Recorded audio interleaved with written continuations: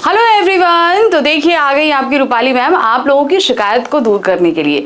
बहुत सारी शिकायत थी जब मैंने class 10th previous year question paper upload किया चैनल पे, तो मैम क्लास 12th का पेपर क्यों नहीं आ रहा है, मैम क्लास 12th का।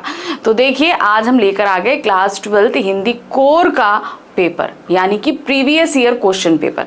अब ये रिलीज होते हुए इलेक्टिव के स्टूडेंट तुरंत कहेंगे मैम क्लास 12th इलेक्टिव, तो वो भी आएगा, ठीक है, वो भी मैं लेकर आऊंगी, परेशान नहीं हुई है, क्योंकि ये चैनल क्लास 9 से लेकर 12 तक के सारे स्टूडेंट्स को सेटिस्फाई करने की कोशिश करता है कि हिंदी रिलेटेड कोई भी चीज़ ऐसी ना हो कि हम मिस कर दें।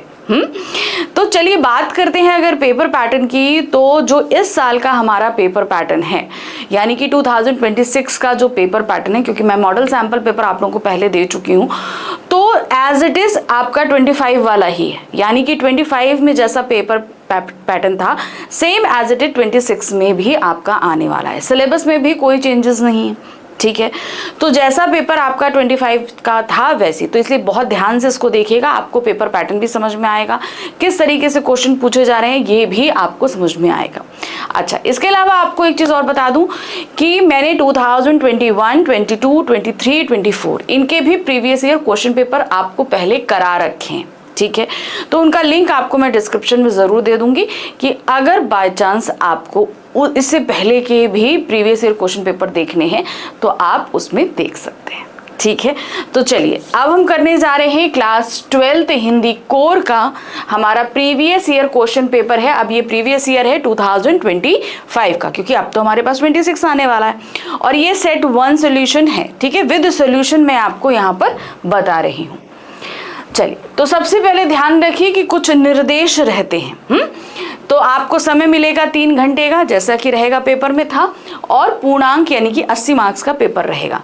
तो निम्नलिखित निर्देशों को बहुत सावधानी से पढ़िए, उनका अनुपालन कीजिए, यानी कि जो इंस्ट्रक्शन आपको पेपर में दिए जाएंगे वो हमेशा आपको पढ़ने चाहिए और उन्हें स्ट्रिक्टली फॉलो करना चाहिए। चलिए पेपर पैटर्न देख लेते हैं क्या है, क्या निर्देश दिए गए हैं। यह प्रश्न पत्र 3 खंडों में विभाजित है, खंड का, खंड खा और खंड गा। हमारे पास 3 बुक्स हैं, उसी के अकॉर्डिंग है, देखते हैं। खंड का में अपठित बोध पर आधारित प्रश्न पूछे गए हैं, सभी प्रश्नों के उत्तर देना अनिवार्य है। तो खंड का में हमारे पास आए हैं 2 प्रश्न, एक है अपठित गद्यांश और एक है अपठित पद्यांश। इनके अंदर जो क्वेश्चन दिए गए हैं वो सारे आपको करने हैं, कोई भी ऑप्शन आपके पास में नहीं है, ठीक है। खंड खा में पाठ्यपुस्तक अभिव्यक्ति और माध्यम से प्रश्न पूछे गए हैं, प्रश्नों में आंतरिक विकल्प दिए गए हैं।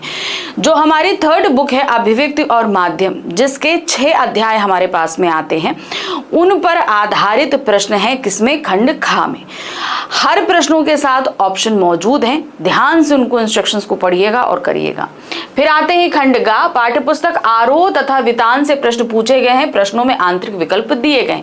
तो खंड गा में हमारी दोनों पुस्तक यानी कि आरोह और वितान से प्रश्न रहेंगे। हर प्रश्न के साथ निर्देश हैं, विकल्प मौजूद हैं, बहुत ध्यान से पढ़ के करिएगा, क्योंकि इसमें आपके पास में एमसीक्यूज भी हैं, शॉर्ट्स भी हैं और क्या कहते हैं लॉन्ग क्वेश्चंस भी हैं, तीनों तरीके के क्वेश्चंस हैं। तीनों खंडों के प्रश्नों के उत्तर देना अनिवार्य है, यानी कि जितने क्वेश्चंस दिए गए हैं सारे के सारे आपको करने हैं, कुछ भी नहीं छोड़ना है। यथासंभव तीनों खंडों के प्रश्नों के उत्तर क्रमशः दीजिए। बहुत सारे बच्चे इस चीज को लेकर मिस्टेक करते हैं, मैं फिर से बोल रही हूँ, 1 से लेकर 12 तक के प्रश्न रहेंगे और उन्हें आपको सीक्वेंस में करना है। ये नहीं कोई कहता कि हम 10 पहले कर देंगे, 12 पहले कर दें, फिर 9 कर दें, फिर 2 कर दें, फिर 1 कर दें, ऐसा नहीं करना। 1 से लेकर 12 तक के प्रश्न आपके सीक्वेंस में होने चाहिए। चलिए पेपर शुरू करते हैं। खंड का हमारे पास में सबसे पहले आ रहा है अपठित बोध है, ये 18 नंबर का पूरा सेक्शन रहेगा खंड का। 10 नंबर का अपठित गद्यांश रहेगा और 8 नंबर का अपठित पद्यांश रहेगा। बहुत ध्यान से इनको पढ़िए। इनको करने की ट्रिक्स क्या होती हैं, ये जब मैं सैंपल पेपर आप लोगों को कराऊंगी तो ये ट्रिक्स भी बाकायदा हर एक चीज़ की बताऊंगी कि अपठित बोध जो आपके आता है सेक्शन, इसमें गद्यांश और पद्यांश को करने का तरीका क्या रहता है। निम्नलिखित गद्यांश पर आधारित दिए गए प्रश्नों के उत्तर दीजिए। 10 नंबर का हमारे पास में गद्यांश है। चलिए गद्यांश पढ़ते हैं। प्रकृति के कई रंग हैं और उन रंगों में कोई होड़ नहीं। रंगों की इस विशाल दुनिया में हम भी तो एक ही रंग हैं, पर हमारे साथ दिक्कत है। एक तो हमें अपने रंगों का पता नहीं, दूसरा हम दूसरों के रंगों से डरते हैं। हम भूल जाते हैं कि जीवन बहुरंगी है, दूसरे के जैसा होने की या अपने जैसा करने की हमारी कोशिशों का कोई अर्थ भी नहीं। कारण जबरदस्ती चढ़ाए गए रंग देर तक टिकते नहीं। सबको एक ही रंग में रंगने की कोशिश से बेहतर है कि हम एक दूसरे को अपना सहयोग दें। दो रंग जुड़ते हैं तो एक नया ही रंग बन जाता है जब हम मिलाते हैं। तो इसी तरह आपस के साथ से हम भी कुछ नए रंग जिंदगी में जोड़ सकते हैं। सुख सतरंगी है तो दुख में भी कई रंग है कि नहीं। सुख हमको सब कुछ अनुभव कराता है तो सतरंगी है। बहुत सारे लोगों के लिए दुख जो है वो सिर्फ ब्लैक एंड ग्रे होता है, ऐसा नहीं होता। दुख में भी कई शेड्स होते हैं। फिर सफेद और काले रंग के भी कई प्रतिरूप होते हैं। गायिका एमी ग्रांट कहती है, काले रंग के बिना किसी भी रंग को गहराई नहीं मिलती। बात सही है। अगर किसी भी कलर को हमें डार्क करना हो तो हम क्या करते हैं, उसमें थोड़ा सा डार्क ब्लैक कलर ही तो मिलाएंगे। बात केवल परछाई की नहीं है, पूर्णता की है। ठीक है, क्या शेडो पड़ रहा है ये नहीं, कि हमें किस चीज में सेटिस्फेक्शन है, यानी कि पूर्णता है, इससे फर्क पड़ता है। ज्यादातर लोग निराशा, अकेलापन, चुनौती, डर और उदासी के रंगों से दूर भागते हैं। वे जीवन में मुश्किल समय आते ही बेचैन हो उठते हैं, जबकि मनुष्य की विकास यात्रा यही कहती है कि दुख, दर्द, कड़ी मेहनत, धैर्य और चुनौतियों से रंगों से मिलकर ही हमें जीत की चमक मिलती है। लेखक रे विलियम्स का मानना है कि बड़ी बारीकी से हम अपने दिमाग की नकारात्मक घेराबंदी करते चले जाते हैं, यानी निगेटिव चीजों को हम अपने आसपास जल्दी आने देते हैं, जो है उसके बारे में ध्यान नहीं देते हैं। बात सही है, वो हम लेते जाते हैं और हम ध्यान भी नहीं दे पाते। अभावों के विषय में सोचते चले जाते हैं और जीवन को जटिल बना लेते हैं। प्रकृति हर दिन होली खेलती है, एक ही दिन में कई रंग बदलती है। दुख दर्द का कोई रंग स्थायी नहीं होता। हमारी दुनिया रंगीन हो जाती है जब हम अपने रंगों से संतुष्ट हो जाते हैं और दूसरों को देखकर खुश होते हैं। चलिए, अब इस पर हमारे पास क्या है, 3 बहुविकल्पीय प्रश्न आएंगे, 1 अति लघु आएगा और 3 लघु प्रश्न आएंगे। ठीक है, तो जो आपके बहुविकल्पीय रहेंगे 1-1 नंबर के आए थे, अति लघु 1 नंबर का रहेगा। ठीक है, तो ये 4 नंबर हो गए। 2-2 नंबर के आपके पास में जो है वो 3 प्रश्न आएंगे लघु उत्तरीय, तो ये हो जाएंगे 6 नंबर के। तो 6 और 4 10 नंबर का हमारा ये होगा। ठीक है, चलिए बहुविकल्पी। हमें अपने रंगों का पता नहीं है से अभिप्राय क्या है, अपने स्वभाव का ज्ञान नहीं है, जीवन की विविधता का ज्ञान नहीं है, अपनी विशेषताओं का ज्ञान नहीं है, अपनी परंपराओं का ज्ञान नहीं। तो अपने रंगों का ज्ञान ना होने का तात्पर्य है अपनी विशेषताओं का ज्ञान नहीं होना। हमारे अंदर क्या क्वालिटीज हैं हमें इसी का पता नहीं होता। नेक्स्ट आते हैं, हम भूल जाते हैं कि जीवन बहुरंगी है। पंक्ति में जीवन की बहुरंगी होने का अर्थ क्या है, यानी कि मल्टी शेड्स जो होते हैं उसका मतलब क्या है। जीवन का रंग बिरंगा होना, जीवन में दुख तकलीफ का होना, जीवन में सुख दुख का होना, जीवन का बहुत विशाल होना। तो डिफरेंट शेड का मतलब है कि भाई सुख भी है और दुख भी है, दोनों चीजें हैं कि नहीं। चलिए, अब कथन और कारण आधारित प्रश्न है। निम्नलिखित कथन तथा कारण को ध्यानपूर्वक पढ़कर सर्वाधिक उपयुक्त विकल्प का चयन कीजिए। प्रकृति के कई रंग हैं और रंगों में कोई होड़ नहीं है। क्या है, प्रकृति के बहुत सारे रंग हैं, इनमें कोई होड़ नहीं, बिल्कुल सही है। कारण, प्रकृति सहज ही एक दिन में कई रंग बदलती है। तो जो हमको समझ में आ रहा है वो है कि कथन और कारण दोनों सही है, किंतु कारण कथन की गलत व्याख्या कर रहा है दोनों सही।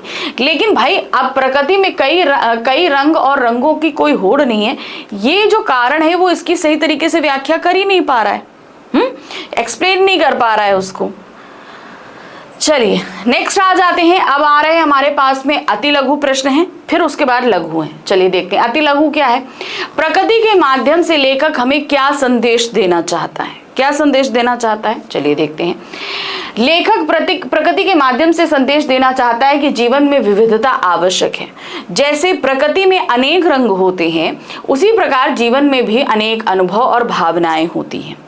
हमें दूसरों को बदलने या स्वयं में जबरदस्ती परिवर्तन लाने की आवश्यकता नहीं, बल्कि एक दूसरे के रंग को यानी कि गुणों को स्वीकार कर सहयोग से जीवन को अधिक सुंदर और समृद्ध बनाया जा सकता है। तो देखिए यहाँ पर इसका क्या मीनिंग था, हमने ये यहाँ पर बखूबी समझाया। तो ये अति लघु हो गया। अब आ जाते हैं हमारे पास 3 लघु उत्तरीय प्रश्न आएंगे। तो उसमें पहला है, रे विलियम्स के अनुसार जीवन की जटिलता का क्या कारण है? इतनी कॉम्प्लिकेटेड क्यों है लाइफ? ये चीज देखते हैं। रे विलियम्स के अनुसार जीवन की जटिलता का कारण यह है कि लोग अपने दिमाग को नकारात्मकता से घेर लेते हैं। वे जो हैं उस पर ध्यान देने की बजाय अभावों पर अधिक ध्यान देते हैं, जिससे जीवन जटिल और तनावपूर्ण हो जाता है। यानी कि जो है हम उसको नहीं देखते हैं, जो नहीं है उसको लेकर हम ज्यादा चिंतित रहते हैं। चलिए अब आ जाए प्रश्न संख्या 6, जो कि है एक अति लघु उत्तरीय प्रश्न। 2 रंग जुड़ते हैं तो एक नया ही रंग बन जाता है, पंक्ति का क्या आशय? इस पंक्ति का क्या मतलब है? देखिए, इस पंक्ति का आशय है कि जब 2 व्यक्ति या विचार मिलकर काम करते हैं तो उनमें कुछ नया और सुंदर उत्पन्न होता है, क्योंकि उन दोनों की सोच अलग अलग है। जब कोई काम कर रहे हैं तो वो जो क्रिएशन होगा वो बिल्कुल नया होगा, जाहिर सी बात है। यह पंक्ति सहयोग और सहिष्णुता के महत्व को दर्शाती है, जहां मिलकर काम करना नए अनुभवों और सृजन का मार्ग खोलता है। ठीक, चलिए अब आगे प्रश्न संख्या 7, ये हमारा अंतिम प्रश्न है, प्रश्न संख्या 1 का। प्रकृति हर दिन होली खेलती है से क्या अभिप्राय है? इसके माध्यम से क्या संदेश दिया गया है? अब आपको बताना है क्या है। अब दिन भर में प्रकृति के अंदर कितने सारे शेड्स, कितने सारे रंग होते हैं, है ना। प्रकृति हर दिन होली खेलती का अभिप्राय है कि प्रकृति निरंतर बदलाव और विविधता से भरी हुई है। वह हर दिन नए रंग, रूप और स्थितियां प्रस्तुत करती है। इसके माध्यम से यह संदेश दिया गया है कि जीवन में परिवर्तन स्वाभाविक है और दुख सुख स्थायी नहीं होते। जीवन का असली आनंद इन्हीं रंगों को स्वीकार करने और उनसे सीखने में है। तो जब भी कोई गद्यांश आपके पास में आएगा, ध्यान रखिएगा कि उसमें बहुत सारी चीजें तो ऐसी होती हैं जो सामने दी गई, लेकिन गद्यांश पढ़ने के बाद आपने क्या समझा, इसी को समझाने के लिए क्वेश्चंस पूछे जाते हैं हमसे। तो इसी तरीके से आपको एक्सप्लेन करना पड़ेगा। ठीक है, चलिए अब आ जाते हैं प्रश्न संख्या 2, जहां पर है एक अपठित काव्यांश, और ये रहेगा हमारा 8 मार्क्स का प्रश्न। ठीक है, चलिए निम्नलिखित पद्यांश पर आधारित दिए गए प्रश्नों के उत्तर दीजिए। है दीप एक पर मोल सूर्य से भी है भारी, व्यक्ति एक वर्तिका दीप धरती सारी। देखो ना दुखी हो व्यक्ति उठे इंसानी लो, वनखंड जलाती सिर्फ एक ही चिंगारी। है झंझापत पद आहत दीपक मध्यम है, संघर्ष रात काली मंजिल पर रिमझिम है। लेकिन पुकारता आ पहुंचा युग इंसानी, 2 कदम रह गया स्वर्ग चढ़ाई अंतिम है। दीपक तेरे नीचे घिर रहा अंधेरा है, सोने की चमक तले अनीति का डेरा है। तो इंसानी जीवन की रात मिटा, वरना इंसान स्वयं बनकर आ रहा सवेरा है। तो ये जो कविता हमें दी गई है, इसके सार रूप को समझिए कि यहाँ पर व्यक्ति जो है वो अपनी मेहनत से बहुत कुछ कर सकता है। तो दीपक एक आशा की लौ लेकर हमारे जीवन में हमेशा रहता है, ये चीज बताई गई है दीप एक सूर्य से भी भारी पंक्ति का आश्रय क्या है? एक अकेला शोषित व्यक्ति संपूर्ण शोषक वर्ग से शक्तिशाली है। अकेला दीपक सूर्य के प्रकाश से अधिक प्रकाश प्रदान करने में सक्षम है। एक अकेला प्रकाश का स्रोत सूर्य से अधिक मूल्यवान है। दीपक सूर्य की ऊर्जा से अधिक ऊर्जा अपने भीतर रखता है।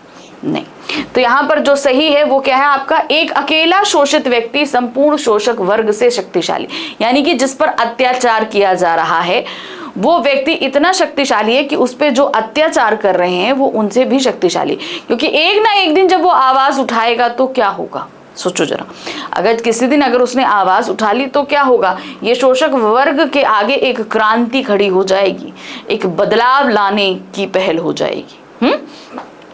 इंसानी जीवन की रात मिटा से क्या अभिप्राय है?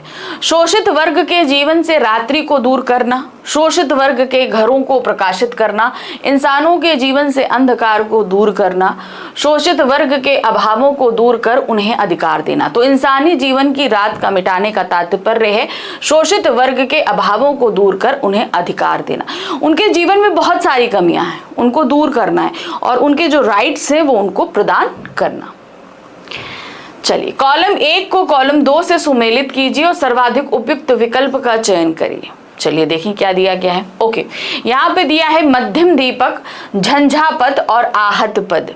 ठीक है, अब इनका अर्थ दूसरी तरफ दिया गया है। यहाँ पर दिया है लक्ष्य प्राप्ति के सीमित साधन, विपरीत परिस्थितियां, घायल अंग। ठीक है, तो अब इनको मिलाना है। तो यहाँ पर अगर नीचे ऑप्शन दिए गए हैं तो आप यहाँ पर दे सकते हैं का 1 है, खा का 2 है और गा का 3। तीनों चीजें उसके सामने ही लिखी हुई हैं, उनमें कोई चेंजेस नहीं है। ठीक, चलिए अब हम आ जाते हैं। अब हमारे पास 3 तो बहुविकल्पी हो गए, अब 1 अति लघु आएगा। ठीक है, 4 मार्क्स के हो जाएंगे और 2 लघु उत्तरीय रहेंगे, तो ये हो जाएगा आपका टोटल 8 मार्क्स का। इंसान स्वयं सवेरे का रूप धारण कर आ रहा है, पंक्ति के माध्यम से किसे क्या चेतावनी दी गई है? तो बेसिकली यहाँ पर किनको चेतावनी दी जा रही है? जो शोषक वर्ग है उनको चेतावनी दी जा रही है ना। इस पंक्ति के माध्यम से अंधकार, अन्याय और बुराई को चेतावनी दी गई है, क्योंकि ये सभी किसमें है? शोषक वर्ग के अंदर है। कि मनुष्य अब जाग चुका है, वह एक नए सवेरे यानी उज्जवल भविष्य का प्रतीक बनकर आ रहा है, जो हर प्रकार से अंधकार को दूर करेगा। यहाँ सवेरा आशा, ज्ञान और परिवर्तन का प्रतीक है। तो सवेरा किसका है? कि हमारे आशा है, हमको उम्मीदें हैं कि ये सारी चीजें होंगी और बदलाव होगा। अब आते हैं वनखंड जलाती एक चिंगारी पंक्ति से क्या अभिप्राय है? इस पंक्ति का अभिप्राय है कि एक छोटी सी चिंगारी किसी एक व्यक्ति का विचार में इतना बल होता है कि वो पूरे वन को यानी कि समाज या दुनिया को जला सकती है। किसी एक व्यक्ति के मन में आया विचार कि जो चल रहा है वो सही नहीं है, वो अपने विचार को दूसरों में डालेगा और इस तरीके से एक बहुत बड़ी क्रांति का रूप वो ले लेगी। अर्थात एक छोटी सी शुरुआत या प्रयास भी बड़े परिवर्तन ला सकता है। इंसानी युग आने और स्वर्ग के 2 कदम दूर रह जाने से क्या अभिप्राय है? देखिए, इस पंक्ति का आशय है कि मनुष्य अब उन्नति और आदर्शों के करीब है। यानी कि अब देखिए, जब वो उसका विचार बदलता है, जब परिस्थितियां बदलती हैं, तो जाहिर सी बात है कि उसकी उन्नति होती है। उसके जो इंस्पिरेशन जिससे वो ले रहा था, उनके स्वरूप बदल जाते हैं। इंसानी युग का मतलब है मानवीय मूल्यों और इंसानियत का समय, जहां न्याय, सद्भावना और उन्नति का बोलबाला होगा। स्वर्ग के 2 कदम दूर रह जाने का अर्थ है कि हमारा लक्ष्य बहुत निकट है, पर अभी कुछ अंतिम प्रयास शेष है, जिससे स्वर्ग यानी कि आदर्श स्थिति प्राप्त हो सके। ठीक है, चलिए अब हम आ जाते हैं खंड खा पे, जहां पर हमारी तीसरी बुक अभिव्यक्ति और माध्यम से प्रश्न पूछे गए थे। ठीक है, तो आप सभी को पता है अभिव्यक्ति और माध्यम के हमारे पास 6 अध्याय आते हैं, तो उन्हीं से प्रश्न है। चलिए देखते हैं क्या है। निम्नलिखित दिए गए विषयों में से किसी एक विषय पर लगभग 120 शब्दों में रचनात्मक लेख लिखना है। अब आपके पास में आया है क्या? रचनात्मक लेख। तो ये होता है अप्रत्याशित विषयों पर लेखन। यहाँ पर हम आत्मपरक शैली में लिखते हैं। तो 3 आपके पास दिए गए थे, 3 में से किसी एक को करना था और ये आपको करना था 120 शब्दों में। तो जो भी आप करोगे उसके लिए मिलेंगे आपको 6 नंबर। ठीक है, तो मैं तीनों आपको कराती हूँ। पहला है राजमार्ग यानी कि हाईवे पर पिताजी की गाड़ी का अचानक बंद हो जाना। तो हमारे सामने एक सिचुएशन दी गई है कि हाईवे है और वहां पर जो पिताजी हैं उनकी गाड़ी अचानक बंद हो गई। ठीक है, तो आत्मपरक शैली में लिखेंगे, यानी कि खुद को तो शामिल करना ही है। हम उस दिन परिवार के साथ दादी ई जी से मिलने निकले थे। मौसम सुहाना था और हम सब बड़े उत्साह से यात्रा कर रहे थे। राजमार्ग पर गाड़ियों की रफ्तार भी हम जैसे यात्रियों की उत्सुकता से मेल खा रही थी, यानी कि गाड़ियां बहुत, अब हाईवे पे जैसे तेज चलती हैं वैसे चल रही थी। तभी अचानक गाड़ी झटके से रुकी और बंद हो गई। पिताजी ने कई बार स्टार्ट करने की कोशिश की पर गाड़ी ने साथ छोड़ दिया, यानी कि अब वो स्टार्ट हो ही नहीं रही है। चारों तरफ तेज रफ्तार से गुजरती गाड़ियां थी, दूर दूर तक कोई राहत का निशान नहीं दिख रहा था। हम सबके चेहरों पर घबराहट साफ झलकने लगी, यानी कि हमें कोई मिल ही नहीं रहा कि कैसे जाएं। अब माँ ने हमें धैर्य रखने के लिए कहा और पिताजी ने गाड़ी का बोनट खोलकर जांच शुरू की, यानी कि आगे का जो बोनट होता है उसको खोला। पर वह पल किसी रोमांचक फिल्म से कम न था, जहां पर दिमाग में कई तरह की आशंकाएं जन्म लेती हैं। काफी देर के इंतजार और कोशिशों के बाद भी गाड़ी चालू ना हुई। तभी एक ट्रक चालक ने हमारी असहायता देखकर रुककर मदद की पेशकश की। यानी कि ट्रक वाला रुका, तो देखा कि भाई ये लोग हेल्पलेस हैं, तो चलो उनकी हेल्प कर देते हैं। उसने कुछ औजारों की मदद से इंजन की खराबी दूर की और गाड़ी फिर से चल पड़ी। उस अनजान इंसान की मदद से हमें मानवता पर विश्वास दिलाया। उस दिन हमने जाना कि सफर में गाड़ी के ही नहीं, मंजिल तक पहुंचने के लिए दिमाग और दिल के पहियों का मजबूत होना भी जरूरी है। यानी कि आपको इमोशनली स्ट्रांग होना भी बहुत जरूरी होता है। राजमार्ग पर गाड़ी का बंद होना एक छोटी सी रुकावट थी, पर उससे हमने धैर्य और सहयोग का बड़ा सबक सीखा कि कोई मुश्किल आ जाए तो उसका सामना हमें जो है पेशेंसली करना चाहिए, दिमाग लगाकर करना चाहिए। चलिए अब आ जाते हैं हम दूसरा ऑप्शन, क्योंकि 3 ऑप्शन दिए गए हैं, तो पहला हमने आपको बता दिया। दूसरा क्या दिया गया था? बड़े भाई या बहन की शादी में मेरी भूमिका। अब आपसे बड़े या भाई हो, बहन हो और उनकी शादी हो, तो उसमें आपका प्रेजेंस क्या रहेगा, आप क्या क्या रिस्पॉन्सिबिलिटी निभाओगे, क्या क्या काम कर लोगे, ये सारी चीजें। ठीक है। मेरे जीवन के सबसे यादगार पलों में से एक था मेरे बड़े भाई या बहन की शादी। उस दिन न केवल घर सज रहा था, बल्कि दिलों में उत्साह और उमंग के रंग भी भर रहे थे। परिवार का सबसे छोटा सदस्य होने के नाते मुझ पर भी अनेक जिम्मेदारियां थी। भाई घर में बहुत छोटे छोटे काम होते, बहुत सारी चीजें होती हैं, तो उनमें से कुछ जिम्मेदारियां मुझे भी मिली हुई थी, जिन्हें निभाने में मुझे बेहद मजा आया।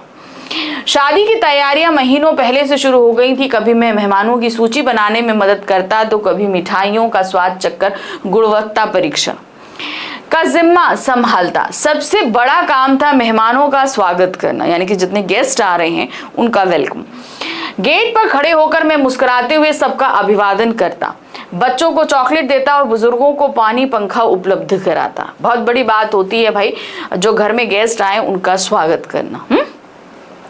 संगीत कार्यक्रम के दौरान डांस की रिहर्सल करवाना और खुद भी थिरकना मेरा पसंदीदा काम था। भैया दीदी की सगाई की अंगूठी से लेकर उनकी वरमाला तक हर छोटी बड़ी चीज में कहीं न कहीं मैं शामिल था। शादी के दिन जब उन्होंने मंडप में प्रवेश किया तो मेरा दिल खुशी से, गर्व से भर गया। उस दिन मुझे एहसास हुआ कि शादी केवल 2 व्यक्तियों का मिलन नहीं, बल्कि पूरे परिवार के लिए सुखद अनुभव होता है। अपनी छोटी सी भूमिका निभाते हुए मैं एक बड़े पारिवारिक त्योहार का हिस्सा बना, जिसने मुझे अपना जिम्मेदार और उपयोगी स्वरूप दिखाने का अवसर दिया। भाई घर के लोग कितने जिम्मेदार हैं, ये जब घर पे काम पड़ता है ना तो समझ में आता है, कितनी रिस्पॉन्सिबिलिटी के साथ काम कर लेते हैं। चलिए अब तीसरा और अंतिम हमारे पास में जो ऑप्शन आया था रचनात्मक लेखन का, वो था जीव जंतुओं का घटता संसार। जाहिर सी बात है, इंसानी पॉपुलेशन इतनी बढ़ रही है कि जीव जंतुओं का जो रिहायशी इलाका है वो कम होता जा रहा है, पोल्यूशन बढ़ता जा रहा है, तो जीव जंतु भी कहीं ना कहीं कम होते जा रहे हैं। आज का मानव विज्ञान और तकनीक की प्रगति के शिखर पर खड़ा है, पर उसके विकास की यह यात्रा प्रकृति के कई अनमोल खजानों को पीछे छोड़ रही है। अब जीव जंतु तो प्रकृति का ही हिस्सा है कि नहीं? उन्हीं में से एक है जीव जंतुओं का संसार, जो दिन ब दिन सिमटता जा रहा है। वह संसार जो कभी जंगलों, नदियों, पहाड़ों और रेगिस्तानों में अपनी स्वतंत्रता के साथ फल फूल रहा था, वह आधुनिक सभ्यता की चपेट में आने से संकटग्रस्त हो गया है। क्योंकि जैसे जैसे भाई आधुनिकता बढ़ रही है, वैसे वैसे क्या हो रहा है आप बताइए, वैसे वैसे जंगल कम हो रहे हैं, तो जीव जंतुओं को भी नुकसान हो रहा है। विकास के नाम पर हो रहे वनों का अंधाधुंध कटाई, प्रदूषण, शिकार और ग्लोबल वार्मिंग ने कई प्रजातियों को विलुप्ति की कगार पर ला खड़ा किया है। ना कभी दोबारा दिखने वाली बंगाल की चीता, नदियों की मीठी धुन सुनाने वाले डॉल्फिन और आसमान में उड़ते हुए गिद्ध, इन सब का अस्तित्व आज खतरे में है। देखिए आपको डॉल्फिन जो नदियों में थी, अब आपको गंगा नदी में पहले बहुत डॉल्फिन हुआ करती थी, अब नहीं है। ठीक है। और अगर हम बात करें क्या कहते हैं, जो बाकी और जीव जंतु वो भी कहीं ना कहीं विलुप्त हो रहे हैं। प्रकृति का संतुलन जीव जंतुओं की उपस्थिति पे टिका है। जाहिर सी बात है, ये जो प्रकृति, हम जो इतना बढ़िया हम एनवायरनमेंट चाहते हैं, अगर जीव जंतु नहीं हो तो एनवायरनमेंट पल भर में खत्म हो जाएगा। यदि ये गायब हो जाएं तो खाद्य श्रृंखला टूट जाएगी, पर्यावरण असंतुलित हो जाएगा और अंततः इसका भार मनुष्य को ही उठाना पड़ेगा। इस धरती पर हर जीव का अपना महत्व है, अपनी भूमिका है। जीव जंतुओं के बिना धरती एक निर्जीव ग्रह बन जाती है। इसीलिए समय रहते हमें इनके संरक्षण पर गंभीर विचार करना होगा। पेड़ों को बचाना, नदी झीलों को स्वच्छ रखना, प्लास्टिक और प्रदूषण को ना कहना तथा पशु पक्षियों के अधिकारों का सम्मान करना, ये सब कदम एक नई ऊर्जा जगा सकते हैं। जीव जंतुओं का संसार बचाना, धरती को बचाना, हमारे ही आने वाले कल को सुरक्षित रखना है। तो ये जीव जंतुओं को हम क्यों बचाएं? ताकि हम अपना कल सुरक्षित रख पाएं। ठीक है, चलिए अब हम आ जाते हैं हमारी बुक के जो चैप्टर्स हैं उन पर आधारित। ठीक है, तो चैप्टर नंबर 3, 4, 5 है हमारे पास में। ठीक है, दिया गया है कि नहीं? और उधर आपके पास में क्या है? 11, 12 और 13, ये 6 चैप्टर हमारे सिलेबस में है। चलिए देखिए, निम्नलिखित प्रश्नों को ध्यानपूर्वक पढ़कर किन्हीं 4 प्रश्नों के लगभग 40 शब्दों में उत्तर देने हैं। ठीक है, अब आपको ध्यान से देखिए, पढ़कर किन्हीं 4-5 प्रश्न दिए गए हैं, आपको सिर्फ 4 प्रश्नों के उत्तर देने हैं और हर प्रश्न का उत्तर आपको कितने में देना है? 40 शब्दों में देना था और एक प्रश्न के लिए आपको मिल रहे थे 2 नंबर। तो जब 4 प्रश्न आप करोगे तो कितने हो जाएंगे? 8 नंबर के। तो 5 में से 4 प्रश्न करने थे।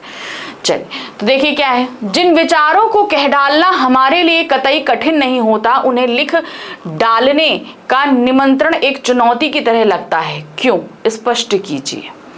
अब आप हमको ये बताइए। तो यहाँ पर ये चैप्टर कहाँ? नए और अप्रत्याशित विषयों में। तो यहाँ पर उन्होंने दिया है कि भाई जिनको हम कह डालना ही मुश्किल है, उन्हें लिखना तो एक चुनौती हो जाता है। ऐसा क्यों कहा जाता है? देखिए, बोलते समय विचारों को स्वाभाविक और तुरंत व्यक्त कर सकते हैं, यानी कि जो हम सोच रहे हैं वो अपनी बोलचाल की भाषा में हम बहुत ही नेचुरली जो है उसको बिहेव कर सकते हैं, बता सकते हैं सामने वाले को, जिसमें हाव भाव और स्वर का सहारा मिलता है।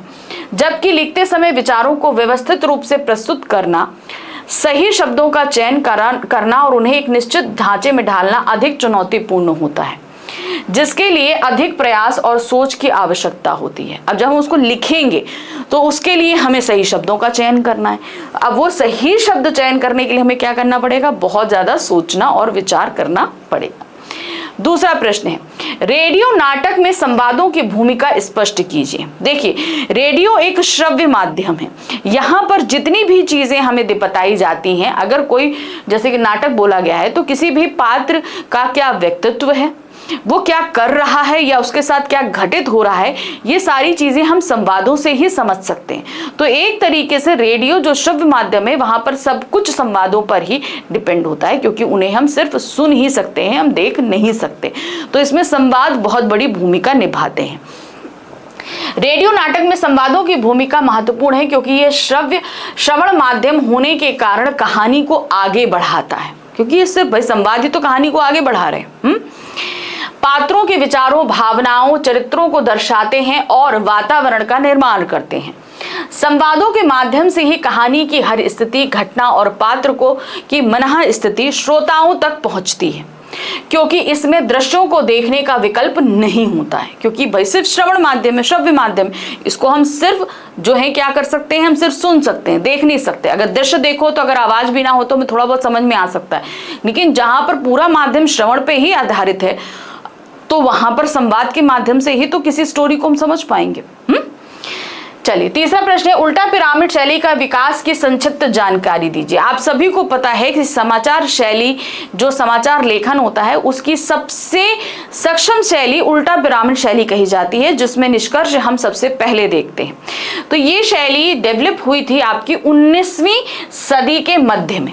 ठीक है, 19वीं सदी के मध्य में ये विकसित हुई और उसके आगे फिर वो आगे बढ़ती ही गई, और आज हम बहुत पूर्ण रूप से लगभग सभी तरह की खबरों के लिए इसी शैली का इस्तेमाल करते हैं। ठीक है, उल्टा पिरामिड शैली पत्रकारिता में 19वीं सदी के मध्य में विकसित हुई, विशेषकर टेलीग्राफ के प्रयोग के साथ। ठीक है, इसमें सबसे महत्वपूर्ण जानकारी पहले और कम महत्वपूर्ण बाद में प्रस्तुत की जाती है, यानी कि क्या घटना घटी ये सबसे पहले, फिर कहाँ घटी, क्यों घटी, किसके साथ घटी, कब घटी, ये सारी बातें बाद में होती हैं, और एकदम अंत में होता है विश्लेषण, यानी कि इस घटना के घटने के पीछे का कारण। ठीक है, तो ये 3 पार्ट होते हैं। इंट्रो आपका रहता है, जो स्टार्टिंग रहती है, फिर बॉडी रहती है, फिर समापन रहता है। इसका उद्देश्य पाठक को तुरंत मुख्य जानकारी देना और समाचार को संक्षिप्त व प्रभावी बनाना है। चौथा प्रश्न है, आर्थिक मामलों में पत्रकारिता की सबसे बड़ी चुनौती क्या है? अब ध्यान दीजिएगा, आर्थिक मामलों में, जैसे हम आर्थिक पत्रकारिता यानी कि जो आपकी क्या कहते हैं फाइनेंशियल जो चीज़ें होती हैं उनके बारे में जो बातें होती हैं, जो पत्रकारिता की जाती है, उसकी सबसे बड़ी चुनौती क्या होती है? कि मतलब उसमें एक तो सारी सी बात है कि हम जैसे हम आर्थिक पत्रकारिता करते हैं तो इसमें स्टॉक मार्केट सबसे पहले आता है। अब स्टॉक मार्केट के अपने बहुत सारी रूड लैंग्वेज होती है। अब उस पत्रकारिता को हमें इस तरीके से करना होता है ताकि उसके जो गूढ़ शब्द हैं उनको सहजता से हम आम पाठक तक पहुंचा सकें। यानी कि जो नॉर्मल लोग भी अगर पेपर को पढ़ रहे हैं या सुन रहे हैं टीवी में कहीं पे, तो उन्हें उस स्टॉक मार्केट की लैंग्वेज समझ में आ सके। देखिए, आर्थिक पत्रकारिता की सबसे बड़ी चुनौती यह है कि जटिल आर्थिक विषयों को सामान्य लोगों की समझ में आने वाली सरल भाषा में प्रस्तुत करना। अब जो लोग स्टॉक मार्केट से जुड़े हैं उन्हें तो वो बात बड़ी अच्छे से समझ में आ जाएगी, लेकिन जो लोग नहीं जुड़े हैं उनके लिए मुसीबत है कि उसको एकदम सिंप्लीफाई करना, एकदम इजी लैंग्वेज में समझाना, जबकि इसी के साथ सटीक डेटा और विश्लेषण भी प्रदान करना है। इसके अतिरिक्त वित्तीय स्थिरता, बाजारवाद का प्रभाव और सही संतुलन के साथ बाजार की खबरों के प्रति प्रतिस्पर्धा और जनता की रुचि बनाए रखना भी बड़ी चुनौती है। क्योंकि देखिए, अगर कहीं से भी पाठक को या श्रोता को वो खबरें नीरस लगने लगी, यानी नीरस तब लगेंगी जब उसे वो खबरें समझ में नहीं आएंगी। जब उसे समझ में नहीं आएंगी तो वो तुरंत चैनल पलट देगा या वो पेपर पढ़ेगा भी नहीं। जाहिर सी बात है ना। तो ये बहुत बड़ी चुनौती होती है कि हम एक तो सरल भाषा में समझाएं, जो प्रेजेंट सिनेरियो है पूरे बाजार का, स्टॉक मार्केट का, वो सबको प्रेजेंट करना, ये भी एक बहुत बड़ी चुनौती रहती है। प्रश्न संख्या 5 है, इलेक्ट्रॉनिक माध्यमों की तुलना में मुद्रित माध्यम के पाठकों को कौन कौन सी सुविधाएं उपलब्ध हैं? देखिए, इलेक्ट्रॉनिक माध्यम आजकल पत्रकारिता में बहुत तेजी से उभर कर आ रहा है, लेकिन मुद्रित माध्यम सबसे पुराना और सटीक है। इतने इलेक्ट्रॉनिक्स होने के बावजूद आज भी घरों में न्यूज़पेपर्स आते हैं, लोगों द्वारा न्यूज़पेपर पढ़े जाते हैं, और इनकी सबसे बड़ी विशेषता है इसमें है स्थायित्व, स्थिरता। मान लीजिए कि अगर कोई खबर हम अभी पढ़ रहे हैं तो हमें कोई काम पड़ गया तो हम थोड़ी देर उसको रोक कर फिर से आकर पढ़ सकते हैं। कोई शब्द हमें समझ में नहीं आ रहा है तो हम उसको डिक्शनरी में पता कर सकते हैं, या हम ये देख सकते हैं कि इसका इतिहास क्या है। यही जो है ये फायदे विशेषकर मुद्रित माध्यम में होते हैं। इलेक्ट्रॉनिक माध्यम में क्या रहते हैं, खबरें तुरंत की तुरंत आगे बढ़ती जाती हैं, उसमें स्थायित्व नहीं होता है।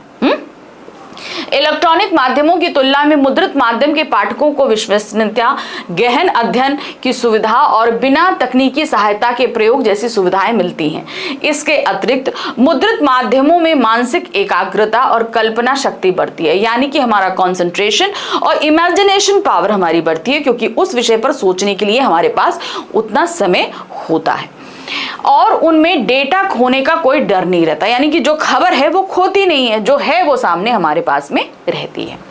चलिए अब आ जाते हैं प्रश्न संख्या 5। यहाँ पर क्या दिया है, निम्नलिखित प्रश्नों को ध्यानपूर्वक पढ़कर किन्हीं 2 प्रश्नों के उत्तर लगभग 80 शब्दों में देने।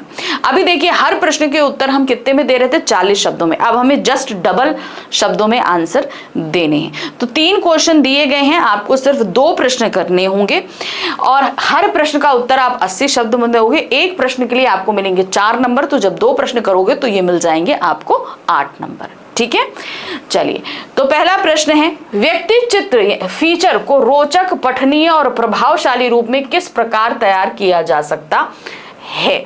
अब बात यह है कि इसको इंटरेस्टिंग बनाना है फीचर। देखिए, फीचर अपने आप में थोड़ा सा एंटरटेनिंग होना चाहिए, ये होता है, क्योंकि इसकी शुरुआत भले उल्टा पिरामिड शैली से होती हो, लेकिन सेकंड पैरा से ही ये कथ्यात्मक शैली में आ जाता है और थोड़ा सा इंटरेस्टिंग यानी कि मनोरंजनात्मक होना चाहिए। तो ये कैसे बनाएंगे, उसमें आप पिक्चर्स ऐड कर सकते हैं, विजुअल्स जैसे हमने बताया, आप उनको ऐड करो तो ये थोड़ा सा इंटरेस्टिंग हो जाता है। व्यक्ति चित्र फीचर को रोचक, पठनीय और प्रभावशाली बनाने के लिए कथ्यात्मक शैली, भावनात्मक जुड़ाव और वर्णनात्मक भाषा और उच्च गुणवत्ता वाले विजुअल जैसे चित्र और ग्राफिक का प्रयोग किया जा सकता है। अब थोड़ा सा इसको समझिए। कथ्यात्मक शैली, जैसा कि मैंने बोला कि फर्स्ट जो स्ट्रैंजा रहता है वो हमारा उल्टा पिरामिड शैली रहता है, लेकिन सेकंड जो स्ट्रैंजा है उससे हम कथ्यात्मक शैली में आ जाते हैं, यानी कि जैसे कि स्टोरी लिखी जाती है वैसे आ जाते हैं। फिर आते हैं भावनात्मक जुड़ाव। उसमें आप कुछ ऐसे एलिमेंट्स को यूज करिए कि पढ़ने वाला हर व्यक्ति अपने आप को कहीं ना कहीं इमोशनली उससे अपने को अटैच कर ले। वर्णनात्मक भाषा होनी चाहिए। आप इस तरह की, क्योंकि भाई उसमें कोई वर्ड लिमिट तो होती नहीं है, फीचर में कोई वर्ड लिमिट नहीं होती, तो आप उसको इस तरीके से लिखो ताकि जो भी पल चल रहा है या जो भी इंसिडेंट्स चले रहे हैं, जो भी आप फैक्ट्स लेकर आए हो, उनको आप पूरा डिटेल में दे सको। उच्च गुणवत्ता वाले फीचर्स, यानी कि उनमें ऐसी पिक्चर्स या विजुअल्स आप ऐड कर सको जिससे काफी अच्छी क्वालिटी में चीजें निकल कर आए। इसके अलावा विषय की नवीनता, व्यक्तिगत किस्से, उद्धरण और विश्वसनीयता और तार्किकता को सुनिश्चित करना महत्वपूर्ण है, जबकि आकर्षक शीर्षक और सफल संप्रेक्षणीय भाषा का प्रयोग भी किया जाना चाहिए।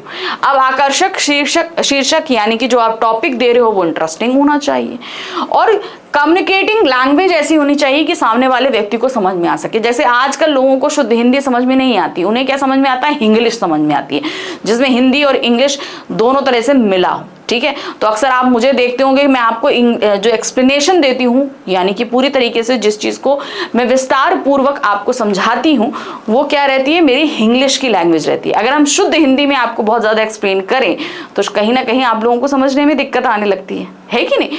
तो कम्युनिकेशन के लिए आपको एकदम सरल भाषा का इस्तेमाल करना है।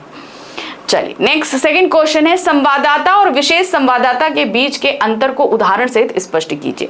तो अब यहाँ पर आपको मैं सीधे से बता दूं, दोनों के बारे में लिख दीजिए और नीचे एक एक उदाहरण दे दीजिए, क्लियर हो जाएगा। ठीक है, देखिए सबसे पहले संवाददाता वह पत्रकार होता है जो किसी विशेष क्षेत्र या शहर के नियमित समाचार भेजता है। जैसे दिल्ली संवाददाता जो दिल्ली की घटनाएं कवर करता है। ठीक है, अब आ जाते हैं विशेष संवाददाता। वह होता है जिसे किसी विशिष्ट विषय या बड़ी घटना की रिपोर्टिंग के लिए भेजा जाता है, जैसे चुनाव, युद्ध या प्राकृतिक आपदा की रिपोर्टिंग के लिए नियुक्त पत्रकार। जैसे आजकल के समय में आप ये देखेंगे कि बिहार चुनाव आ रहे हैं, तो आप अगर जो है किसी भी समय आप न्यूज चैनल खोलो तो ज्यादातर रिपोर्टर आपको बिहार में दिखाई देंगे चुनाव कवर करते हुए। ठीक है ना, तो ये क्या होते हैं, ये विशेष संवाददाता होते हैं, क्योंकि इन्हें पर्टिकुलर इसी फील्ड को कवर करने के लिए भेजा गया है, और वो उन संवाददाताओं को, विशेष संवाददाताओं को भेजा जाता है जो इस फील्ड में महारत रखते हैं। अब उदाहरण है, जैसे जयपुर संवाददाता शहर के दैनिक समाचार भेजता है, विशेष संवाददाता बाढ़ग्रस्त क्षेत्र में जाकर विस्तृत रिपोर्टिंग करता है। तो पर्टिकुलर किसी टॉपिक पे जाकर रिपोर्टिंग करना ही आपका क्या कहला जाता है, विशेष संवाददाता। और वो जिस टॉपिक पे करने जा रहा है वो ये भी आपको ध्यान रखना है कि उसे उस क्षेत्र में महारत हासिल होगी, है ना, उसका इंटरेस्ट होगा, उसने उसके ऊपर काफी कुछ पढ़ाई करी होगी, रिसर्च करी होगी, उसके पास काफी जानकारी होगी।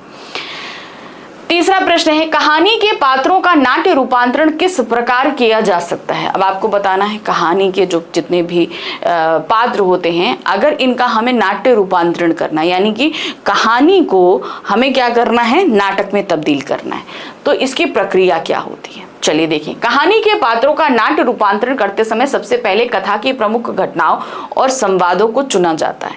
जो प्रमुख पात्र हैं, जो संवाद है, उनको हम चुनते हैं। फिर पात्रों के स्वभाव, वेशभूषा और भाषा को ध्यान में रखते हुए उन्हें नाटकीय शैली में ढाला जाता है। फिर देखा जाता है कि जो कैरेक्टर अगर गाँव का है तो उसको वैसा ही पात्र हमें चुनना पड़ता है। फिर उसकी वेशभूषा, उसका संवाद, सब कुछ वैसा ही होना चाहिए, बोलने का तरीका वैसा होना चाहिए। कहानी के दृश्यों यानी सीन में बांटकर संवाद, हाव भाव, मंच निर्देशन और ध्वनि प्रभाव शामिल किए जाते हैं। नाटक के पात्रों की भूमिकाएं स्पष्ट हों और उनकी भावनाएं दर्शकों तक प्रभावी ढंग से पहुंचे, यही रूपांतरण का उद्देश्य होता है। यानी कि कहानी जिस तरीके से लिखी गई है वो जब नाट्य रूप में ढाली जाए तो एज इट इज वो लोगों तक ही पहुंचे। ठीक है, जैसे कि आप लोगों ने तीसरी कसम फिल्म देखी, ठीक है, शैलेंद्र जी ने उसको जो है डायरेक्ट किया, राज कपूर जी की थी। तो वो कौन सी क्या कहते हैं कहानी पर आधारित थी? वो फणीश्वर नाथ रेड्डी द्वारा लिखे गए जो नॉवल थी, जो उपन्यास था मारे गए गुलफाम, उस पर आधारित है। और उसे इस बखूबी से उभारा गया कि मतलब जैसा वो साहित्य था वो एज इट इज उन्होंने पर्दे में उतारने की कोशिश करी। उसमें जो पात्र चुने गए, उनके जो संवाद चुने गए, वो एज इट इज इसी तरीके से रखे गए। चलिए अब आ जाते हैं प्रश्न संख्या 6 से हमारा शुरू होता है अंतिम खंड, खंड गा, जहां पर हमारी पाठ्यपुस्तक आरोह और वितान से जो है आपके पास में प्रश्न आएंगे। तो प्रश्न संख्या 6 से सबसे पहले ध्यान दीजिए क्या है, निम्नलिखित पठित काव्यांश पर आधारित दिए गए प्रश्नों के सर्वाधिक उपयुक्त उत्तर वाले विकल्प चुनकर लिखिए। तो हमारी जो आरोह बुक है जो कि 2 खंडों में विभक्त है, काव्य खंड और गद्य खंड, ठीक है। तो प्रश्न संख्या 6, 7 और 8 ये हमारी आरोह बुक के काव्य खंड से प्रश्न हैं, ठीक है। कैसे? सबसे पहले प्रश्न संख्या 6 में हमारे पास बहुविकल्पीय प्रश्न आ रहे हैं, फिर उसके बाद 7 में हमारे पास लघु उत्तरीय प्रश्न आएंगे और 8 में दीर्घ उत्तरीय प्रश्न आएंगे, ठीक है। जो हमारे काव्य खंड के 9 अध्याय हैं उनसे बात हम कर रहे हैं, ठीक है। चलिए देखते हैं। धूर्त कहो अवधूर्त कहो, राजपुतो हो कल कहो, जोलाहा कहो को, काहू की बेटी सो बेटा ना ब्याहब, काहू की जाति बिगाड़ ना सो, तुलसी सर नाम गुलामू है राम को, जाको रुचे सो कहे कछु को, मांगिन के खैब को मसीत में सोइबो, लैब को एकुना दैब को। तो ये कहां से लिया गया है आप सभी को पता है ना, तुलसीदास जी की कवितावली से लिया गया है। हाँ, ये सभी हम लोगों ने पढ़ा हुआ है, ठीक है। अब इस पर 5 बहुविकल्पीय प्रश्न रखे गए हैं और 5 हमें करने थे। तो पहला है काव्यांश का वर्ण विषय क्या है, यानी कि वर्ण का मतलब होता है इसमें वर्णित विषय क्या है, उस समय की सामाजिक परिस्थितियां, ठीक है। देखिए, समाज की आर्थिक स्थिति का वर्णन है, जाति पात भेदभाव का वर्णन है, समाज में विद्यमान भेदभाव का वर्णन है, धर्म के नाम पर हो रहे आडंबरों का वर्णन है। तो यहाँ पर क्या है, उस समय जो है जात पात भेदभाव का वर्णन है, क्योंकि उनको बहुत सारे लोग जुलाहे कहते थे, ठीक है, कि भाई आप जुलाहे हो, ये हो वो हो, ये सारी चीजें कहते थे, ठीक है। नेक्स्ट आ जाते हैं, काहू की बेटी सो बेटा ना ब्याहब, पंक्ति के माध्यम से कटाक्ष किया गया है, ठीक है। क्या है, समाज में व्याप्त जाति व्यवस्था पर, जाति आधारित वैवाहिक प्रथा पर, पुरुष प्रधान समाज की मानसिकता पर, समाज की विघटनकारी व्यवस्था पर। तो काहू की बेटी सो बेटा न ब्याहब, सीधे सीधे यहाँ पर जाति आधारित वैवाहिक प्रथा पर कटाक्ष यानी कि व्यंग किया गया है, क्योंकि ये होता था कि भाई विवाह करना है तो अपनी ही जाति के लोगों से करना है। तुलसीदास स्वयं को किसका दास मानते हैं, नियमों का, परिस्थितियों का, स्वयं का या राम का? तो उन्होंने क्या बोला है कि भाई मैं राम का भक्त हूं। तो तभी उन्होंने बोला कि भाई मांग के खाता हूं, मस्जिद में सो लेता हूं, ना मुझे किसी से लेना ना देना, ठीक है, तो मैं ईश्वर में विश्वास करता हूं, ये चीज कही है। 4th प्रश्न कथन और कारण पर आधारित है। ये ध्यान रखिएगा, जहां जहां पर एमसीक्यूज आएंगे आपके, जैसे अपठित गद्यांश, अपठित पद्यांश, यहाँ पर पठित गद्यांश और पठित पद्यांश, जहां पे भी बहुविकल्पीय प्रश्न है, आपके कॉम्पिटेंसी बेस्ड क्वेश्चन जरूर आएंगे, यानी कि कथन कारण आधारित एक प्रश्न आपसे पूछा जरूर जाएगा। चलिए, निम्नलिखित कथन तथा कारण को ध्यानपूर्वक पढ़कर सर्वाधिक उपयुक्त विकल्प का चयन कीजिए। चलिए देखिए क्या है, परंपरावादी एवं रूढ़िग्रस्त समाज में रहते हुए भी तुलसीदास निर्विकार जीवन व्यतीत कर रहे थे। वे सामाजिक उत्तरदायित्वों से मुक्त थे। तो यहाँ पर अगर हम ये देखें तो कथन जो है वो सही है, लेकिन कारण कथन की गलत व्याख्या कर रहा है। कथन सही है कि भाई वो परंपरागत और रूढ़ि के समाज में रहते हुए भी तुलसीदास निर्विकार जीवन यानी कि अपनी मर्जी से वो जीवन जी रहे थे, बिल्कुल सही है, लेकिन वे सामाजिक उत्तरदायित्वों से मुक्त थे, ऐसा नहीं था, ठीक है। उन्होंने अपने जीवन शैली को किसी भी परंपराओं में नहीं बांधा था, उत्तरदायित्व उनके पास थे। नेक्स्ट है, लेब को एक ना दैब को दो, आश्रय क्या है? न लेना एक न देना दो, किसी से कोई बुरी बात न कहना, किसी से कोई संबंध न रखना, बिना वजह की मुसीबत होना। तो इसका तात्पर्य है किसी से कोई संबंध नहीं रखना, मतलब मैं एक सन्यासी जीवन जी रहा हूं, मुझे समाज में इसमें किसी से कोई मतलब नहीं, क्योंकि अगर अब समाज में हम लोगों से मतलब रखते हैं तभी लेने देने का मतलब होता है। चलिए अब आ जाते हैं प्रश्न संख्या 7 पर। यहाँ क्या दिया गया है? जैसे मैंने बताया काव्य खंड पर ही प्रश्न है। निम्नलिखित प्रश्नों को ध्यानपूर्वक पढ़कर किन्हीं 2 प्रश्नों के लगभग 60 शब्दों में उत्तर आपको देने हैं। तो यहाँ पर दीर्घ प्रश्न आए हैं। अब काव्य खंड में से ही आपके सामने 3 प्रश्न रखे जाएंगे और आपको सिर्फ 2 प्रश्न करने हैं। हर प्रश्न का उत्तर आपको 60 शब्दों में लिखना पड़ेगा। एक प्रश्न के लिए मिलेंगे आपको 3 नंबर, तो जब 2 प्रश्न करोगे तो आपको मिलेंगे 6 नंबर। ठीक है, चलिए देखिए क्या है। आत्म परिचय कविता के आधार पर लिखिए कि जग की ओर ध्यान ना देने वाला कवि जग जीवन का भार लिए क्यों फिरता है। अब उन्होंने बोला कि मैं जग का ध्यान नहीं करता लेकिन तब भी जग का भार लिए फिरता हूं, तो इसका तात्पर्य क्या है? क्योंकि ये दोनों ही चीजें उन्होंने विपरीत बोली, एक तो जग का ध्यान न रखना और दूसरा जग जीवन का भार लिए पढ़ना, तो ये दोनों चीजें तो विरोधाभास उत्पन्न कर रही हैं। तो इसका तात्पर्य क्या है आपको यहां समझाना है। कवि का जगजीवन का भार उठाना इसलिए है क्योंकि वह संसार के सुख दुख और जिम्मेदारियों को महसूस करता है। भाई जीवन में है तो उसके बहुत सारे रिश्ते हैं, तो उसके बाद उसकी रिस्पॉन्सिबिलिटीज भी हैं कि नहीं है। भले ही उसका ध्यान सांसारिक मामलों पर ना हो, यह भार प्रेम, करुणा और समाज के प्रति अपनी जिम्मेदारी से आता है, जिसे वह अपनी कविताओं और विचारों के माध्यम से व्यक्त करता है।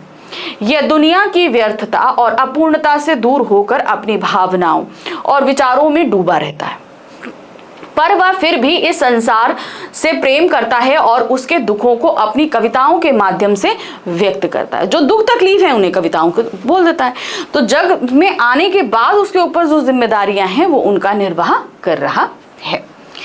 चलिए दूसरा प्रश्न है, बात सीधी थी पर कविता में उद्धत पंक्ति, कौन सी पंक्ति?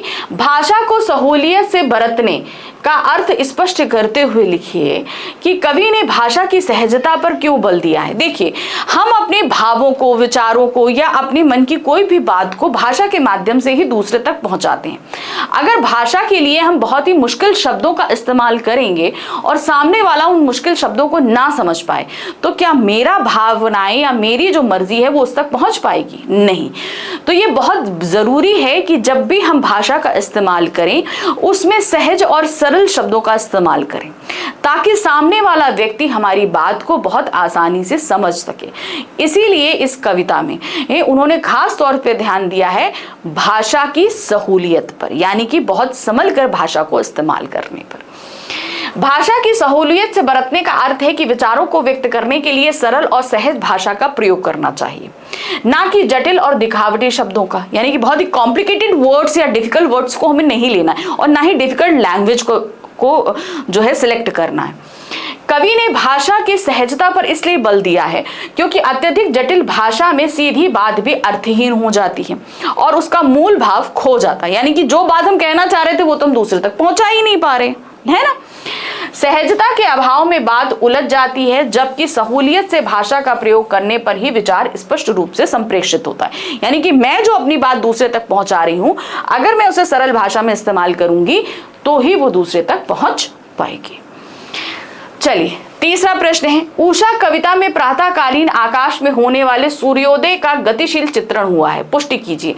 अब देखिए पूरी जो हमारी कविता है वो उषाकालीन दृश्य पर आधारित है, लेकिन अंतिम की जो 2 पंक्तियां हैं वो सूर्योदय को बता रही हैं कि सूर्योदय होते ही एक रोशनी का स्तंभ जो है वो कहाँ झिलमिलाने लगता है, नदी में। जैसे लगता है कि एक स्त्री की गौड़ जो क्या कहते हैं छाया है वो झिलमिला रही है, ऐसा प्रतीत होने लगता है। हाँ, ये कथन पुष्टि करता है कि शमशेर बहादुर सिंह की कविता उषा में सूर्योदय से पहले के क्षणों का गतिशील रूप चित्रित हुआ। गतिशील मतलब होता है कांस्टेंट चीजें जो बदलती हैं।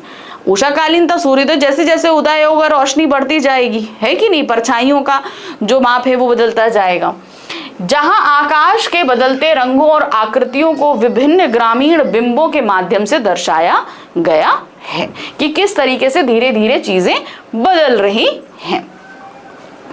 प्रश्न संख्या 8, यहाँ पर क्या है, निम्नलिखित प्रश्नों को ध्यान पूर्वक पढ़िए कि इन्हीं 2 प्रश्नों के लगभग 40 शब्दों में उत्तर देने हैं। तो अब आपके आ गए लघु उत्तरीय प्रश्न। 3 प्रश्न आपसे पूछे जाएंगे, आपको सिर्फ 2 प्रश्न करने हैं। हर प्रश्न का उत्तर आपको कितना, 40 शब्दों में देना है। ये लघु उत्तरीय प्रश्न है। एक प्रश्न के लिए मिलेंगे 2 नंबर, तो जब 2 प्रश्न करोगे तो आपको मिलेंगे 4 नंबर। ठीक है, समझ में आ गया। चलिए, तो 3 प्रश्न दिए गए, सिर्फ आपको 2 करने थे। सदा पंख पर ही होता जल विप्लव प्लावन, पंक्ति में प्रयुक्त पंख और विप्लव शब्द की प्रतीकात्मकता को स्पष्ट कीजिए। पंख मतलब होता है क्या, कीचड़। ठीक है, पंख मतलब होता है कीचड़, यानी कि जिनके ऊपर शोषण हो रहा है। ठीक है, और विप्लव यहाँ पर क्या होता है, पंख का मतलब एक तरीके पंख को आप ऐसे समझो, पंख का मतलब होता है कीचड़। ठीक है, ये तो हम लोग जानते हैं। तो जो पूंजीपतियों द्वारा जो चीजें शोषण किया जा रहा है लोगों पर, वो पंख कहलाता है। ठीक है, अब जल विप्लव प्लावन यानी कि जब बहुत तेज पानी बरसता है तो क्या होता है, कीचड़ धुल जाता है। जब कहीं पे भी कीचड़ होगा तो साफ हो जाता है। तो उसी तरीके से क्रांति होगी तो क्या होगा, वो शोषण खत्म हो जाएगा, है कि नहीं। इस पंक्ति में पंख का अर्थ शोषण करने वाले धनिक और पूंजीपति हैं, जबकि जल विप्लव प्लावन क्रांति और विद्रोह का प्रतीक है। पंक्ति का प्रतीकात्मक अर्थ है कि जब क्रांति यानी कि जल विप्लव प्लावन होती है तो शोषक वर्ग यानी कि पंख हमेशा उसमें नष्ट हो जाता है, कीचड़ नष्ट हो जाता है। अब इसी शोषण में ही कौन से लघु पौधे कौन पनपते हैं, हमारे जो गरीब लोग मजदूर होते हैं। जबकि जो स्वयं क्रांति का कारण होते हैं, जो शोषित हैं, उन्हें खोने का कोई भय ही नहीं होता, क्योंकि उनके पास कुछ ऐसा है ही नहीं कि खो जाए। जबकि जो क्रांति जो क्या कहते हैं पूंजीपति लोग होते हैं, उनके पास तो बहुत सारी धन संपदा सब कुछ होती है, तो उन्हें लगता है कि सब कुछ खो जाएगा, उस चीज का डर उनको बना रहता है। दूसरा प्रश्न है, कैमरे में बंद अपाहिज कविता में यह अवसर खो देंगे, पंक्ति में कौन से अवसर खोने की बात कही जा रही है। इसमें मीडिया कर्मी के किस व्यवहार का पता चलता है। अब यहाँ पर एक अपाहिज व्यक्ति को लाकर उससे संवेदनहीन प्रश्नों को किया जा रहा है। क्या आप अपाहिज हैं, क्या आपको अपाहिज होकर दर्द होता है, आपको अपाहिज होकर कैसा लगता है, आपका अपाहिजपन आपको दर्द देता है। तो एक व्यक्ति जो पहले ही इतने दर्द और तकलीफ से गुजर रहा है, उससे इस तरीके से पूछे गए प्रश्न कहीं ना कहीं उसकी तकलीफ को जगाते हैं, और उसकी तकलीफ इतनी बढ़ गई है कि वो अपने भावों को व्यक्त ही नहीं कर पा रहा। तो कहीं ना कहीं जो आप ये अवसर खो देंगे, ये कई चीजों के लिए बोला गया है यहाँ पर। पहली चीज है कि वो अपाहिज व्यक्ति अपनी तकलीफ को नहीं बोल पाएगा। दूसरा, अगर वो बोलेगा नहीं तो रोएगा नहीं, तो इधर क्या होगा, मीडिया कर्मियों का जो धारावाहिक चल रहा है, जो कार्यक्रम चल रहा है, वो सफल नहीं बन पाएगा। तो ये दोनों के लिए ही कहीं ना कहीं अवसर खो देने की बात कही गई है। यह अवसर खो देंगे पंक्ति में मीडिया कर्मी को अपाहिज व्यक्ति को रुलाकर और अधिक भावनात्मक और नाटकीय दृश्य प्रस्तुत करने का अवसर खोने की बात कही जा रही है। यह पंक्ति मीडिया कर्मियों की संवेदनहीन और व्यावसायिक व्यवहार को दर्शाती है, जिनका उद्देश्य दर्शकों को सहानुभूति बटोरना और अपनी टीआरपी बढ़ाना है, बजाय इसके कि वे सचमुच किसी की मदद करें। वो किसी की हेल्प नहीं कर रहे हैं, वो उल्टा सबको तकलीफ, उस व्यक्ति को तकलीफ ही पहुंचा रहे हैं, सिर्फ इसलिए ताकि उनका जो कार्यक्रम है वो सफल हो जाए, उनको ज्यादा से ज्यादा टीआरपी मिल सके उस व्यक्ति को रुलाने से। तीसरा प्रश्न है, पतंग कविता से उद्धत पंक्ति डाल की तरह लचीले वेग से आश्रय स्पष्ट कीजिए। तो यहाँ पर डाल की तरह लचीले वेग यानी कि जिस तरीके से एक डाल में बहुत ज्यादा फ्लेक्सिबिलिटी होती है और बहुत ज्यादा मूवमेंट होता है, बच्चों में भी कहीं ना कहीं इतने ज्यादा उनकी बॉडी फ्लेक्सिबल होती है और उनमें बहुत ज्यादा चंचलता यानी कि मूवमेंट्स होते हैं। तो यहाँ पर डाल के लचीलेपन को बच्चों के लचीलेपन के साथ कंपेयर किया गया है। ठीक है, डाल की तरह लचीले वेग से पंक्ति का आश्रय है कि बच्चे गिरने के बाद भी अपने लचीले शरीर के कारण फिर से संभल जाते हैं, ठीक उसी तरह जैसे पेड़ की लचीली डाल झुककर फिर सीधी हो जाती है। यह पंक्ति बच्चों के शरीर की कोमलता, हल्कापन और गिरने पर चोट सहने की क्षमता को दर्शाती है कि अगर गिर भी जाओ तो उनको चोट नहीं आती, जो उन्हें निडर होकर पतंग उड़ाने के लिए प्रोत्साहित करती है। कि मतलब अगर किनारे जाकर भी अपने आप को गिरने से बचा ले तो कहीं ना कहीं उनके अंदर क्या होता है कि अरे हम तो बच गए, तो वो और दुगने जोश से भागते हैं, उनको कहीं ना कहीं निडर हो जाते हैं। ठीक है, अब आ जाते हैं प्रश्न संख्या 9 पर, प्रश्न संख्या 9, 10 और 11 ये 3 प्रश्न हमारी आरोह बुक के गद्य खंड के 6 अध्यायों पर आधारित है। सेम एज इट इज रहेंगे। इसमें बहुविकल्पीय प्रश्न हैं, दीर्घोत्तरीय प्रश्न हैं और लघुत्तरीय प्रश्न हैं। ठीक है, चलिए देखते हैं क्या दिया है। निम्नलिखित पठित गद्यांश पर आधारित दिए गए प्रश्नों के सर्वाधिक उपयुक्त उत्तर वाले विकल्पों को चुनकर लिखना है आपको। अब ये एक गद्यांश दिया गया है, जैसा कि दिया आप देख रहे हैं, भक्तिन अध्याय से दिया गया है और इस पर 5 बहुविकल्पीय प्रश्न रहेंगे और हमें 5 करने हैं। चलिए देखते हैं। भक्तिन अच्छी है ये कहना कठिन होगा क्योंकि उसमें दुर्गुणों का अभाव नहीं, मतलब बहुत ज्यादा उसके अंदर दुर्गुण भी, मतलब बुरी आदतें भी हैं उसके अंदर। वह सत्यवादी हरिश्चंद्र नहीं बन सकती पर नरों व कुंजरों व कहने में भी विश्वास करती है। मेरे इधर उधर पड़े पैसे रुपए भंडार घर की किसी मटकी में कैसे अंतर्हित हो जाते हैं यह रहस्य भी भक्तिन जानती है। यानी कि इधर उधर पैसे पड़े जो रहते हैं महादेवी वर्मा के, वो क्या होते हैं, किचन की किसी मटकी में अपने आप पहुंच जाते हैं। तो वो उससे अगर उसे कुछ कहे तो बोलती है कि वो मैंने चोरी नहीं करी है, ये बुरे वक्त के लिए संभाल के रखे हैं।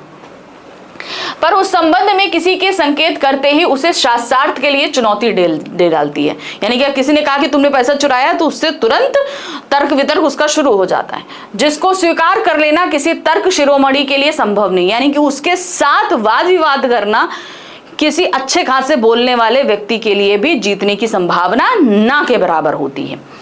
यह उसका अपना घर ठहरा, पैसा रुपया जो इधर उधर पड़ा देखा संभाल कर रख लिया। यह क्या चोरी है? उसके जीवन का परम कर्तव्य मुझे प्रसन्न रखना है। यानी कि महादेवी वर्मा अपने बारे में कह रही है कि उसका पहला परम कर्तव्य है कि वो मेरे को प्रसन्न रखे। जिस बात से मुझे क्रोध आ सकता है उसे बदल कर इधर उधर करके बताना क्या झूठ है? इतनी चोरी और इतना झूठ तो धर्मराज महाराज में भी होगा, नहीं तो भगवान जी कैसे प्रसन्न रख सकते और संसार को कैसे चला सकते। यानी कि थोड़ी बहुत तो ऊंच नीच चलती है, ये बात वो कहती है। चलिए अब आ जाते हैं इसी पर। हमारे सामने क्या दिया गया है, 5 बहुविकल्पीय प्रश्न है। ठीक है, सब एक एक नंबर के दिए गए हैं और सारे करने हैं, कोई भी ऑप्शन नहीं दिया गया है आपको। पहला है, गद्यांश में नरों व कुंजरों का उल्लेख किस संदर्भ में किया गया है? महाभारत के प्रसंग से अवगत कराने के लिए, भक्तिन को युधिष्ठिर के समकक्ष रखने के लिए, भक्तिन की चारित्रिक विशेषताएं स्पष्ट करने के लिए, भक्तिन को युधिष्ठिर से श्रेष्ठ सिद्ध करने के लिए। तो नरों व कुंजरों है वो भक्तिन की चारित्रिक विशेषताओं को स्पष्ट करने की, उसकी जो स्वभावगत विशेषताएं हैं, चरित्र की विशेषताएं हैं, उनको उजागर करने के लिए कहा गया है। नेक्स्ट आते हैं, भक्तिन घर में पड़े पैसों को मटकी में छिपाकर किस उद्देश्य से रखती थी, क्यों रख देती थी? चलिए देखते हैं। पैसों को संभाल कर रखने में, अन्य सेवकों की दृष्टि से बचाने के लिए, आपातकाल में काम आने के लिए, स्वयं को दूसरे से श्रेष्ठ समझने पर। तो ये क्यों रखती थी? वो थी आपको पैसों को संभाल कर रखने के लिए, मतलब इधर उधर पड़े हुए इधर उधर कहीं कोई भी उठा ले जाए तो वो संभाल कर रख देती थी कि विपत्ति के समय काम आएंगे। थोड़ा बहुत झूठ बोलना के समर्थन में भक्ति अपना आदर्श किसे मानती थी? हरिश्चंद्र, यमराज, युधिष्ठिर या महादेवी? तो सीधी सी बात है, उन्होंने यमराज से भी कहा था कि किस तरीके से वो चलाएंगे। नेक्स्ट आ जाते हैं, जैसे मैंने बताया कि हर जगह कथन और कारण आधारित प्रश्न जरूर आएंगे आपके। निम्नलिखित कथन और कारण को ध्यानपूर्वक पढ़िए और सर्वाधिक उपयुक्त विकल्प चुनकर लिखिए। कथन क्या है? भक्तिन अच्छी है यह कहना कठिन होगा। कारण है, समय और परिस्थितियों के अनुसार मूल तथ्यों में जोड़ घटाव करती थी। ये चीज मैं परिस्थिति अनुसार, तो यहां पर हम कहेंगे कि कथन तो बिल्कुल सही है और कारण भी सही है, क्योंकि परिस्थिति के अनुसार अगर उसे कहीं झूठ बोलना होता था या चीजों को बढ़ा चढ़ाकर कहना होता था तो वो करती थी, परिस्थिति के अनुसार वो अपने आप को ढालती थी।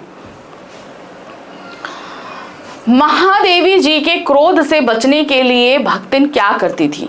खूब मन लगाकर काम करती थी, बातों को ढाल कर बताती थी, उनके सामने नहीं आती थी, बातों को स्पष्ट रूप से बताती थी। तो क्या होता था? वो बातों को ढाल कर बताती थी, यानी कि बात बताएगी लेकिन घुमा फिरा कर इधर उधर से सब करके जोड़ तोड़ करके वो बताती थी। चलिए अब आ गए प्रश्न संख्या 10। यहाँ पर है निम्नलिखित प्रश्नों को ध्यानपूर्वक पढ़कर किन्हीं 2 प्रश्नों के लगभग 60 शब्दों में उत्तर आपको देने। तो काव्य खंड के 6 अध्यायों में से आपके पास में कोई 3 प्रश्न यहाँ गद्य खंड से 3 प्रश्न रखे जाएंगे और उन 3 प्रश्नों में से आपको सिर्फ 2 प्रश्न करने और हर प्रश्न का उत्तर आपको 60 शब्द में देना पड़ेगा। क्योंकि ये दीर्घ उत्तरीय है तो एक प्रश्न के लिए मिलेंगे आपको 3 नंबर, तो 2 प्रश्न जब आप करोगे तो मिल जाएंगे 6 नंबर। ठीक है, पहला है लू में जाना हो तो पानी पीकर जाना चाहिए। बाजार दर्शन पाठ में यह वाक्य क्यों और किस संदर्भ में कहा है? देखिए, अगर पेट खाली होगा तो गर्मी जल्दी चढ़ेगी, है ना। तो पानी अगर हम पिएंगे तो शरीर को शीतलता रहेगी और हमें गर्मी नहीं चढ़ने पाएगी। तो ये संदर्भ में कहा गया है कि जब बाजार जाओ तो मन को भर के जाओ, अर्थात जब बाजार जाओ तो ये सोच कर जाओ कि तुम्हें बाजार से लेना क्या है। क्योंकि अगर तुमने अपना सूची बनाकर नहीं गए, मन भर कर नहीं गए, तो तुम अनाप शनाप खरीदारी करके लाओगे जो तुम्हारे लिए बाद में पछताने का कारण बनेगी। लू में जाना हो तो पानी पीकर जाना चाहिए, ये वाक्य बाजार दर्शन के पाठ में लेखक के मित्र भगत जी द्वारा कहा गया है, जो बाजार की भ्रामक और लुभावनी प्रकृति से बचने के लिए एक रूपक है। यहाँ लू का अर्थ बाजार की चकाचौंध और पानी पीने का अर्थ है संतोष और संयम, यानी कि हमें क्या चाहिए ये चीज, ताकि व्यक्ति बाजार के प्रलोभनों में ना फंसे और अपनी जरूरत और अपनी सीमितता को ध्यान में रखे। यानी कि उसे क्या चाहिए वो वहां तक जाए, उतना खरीदे और वापस चला आए।